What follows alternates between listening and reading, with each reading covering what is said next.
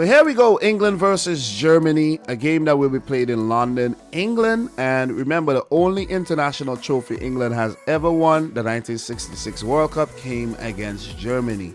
So the Germans, them and England have rich history between each other.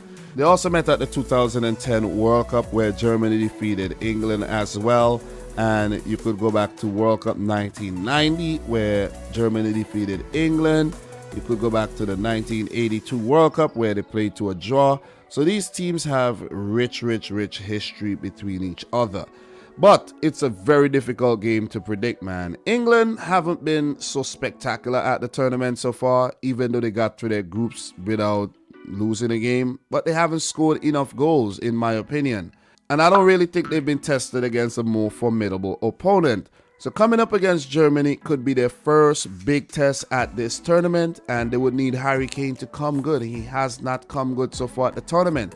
I don't even think Harry Kane has got 5 shots off at goal. He doesn't even have a goal, and they have depended on Raheem Sterling for their goals in the games that they have scored, and only 2 goals have been scored.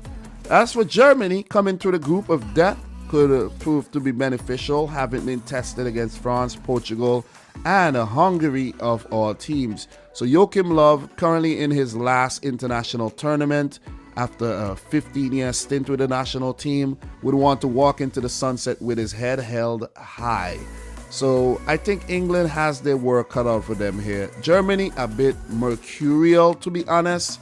And look, it's very difficult to predict this one, but Southgate has to get his selection right here if he ought to topple the Germans.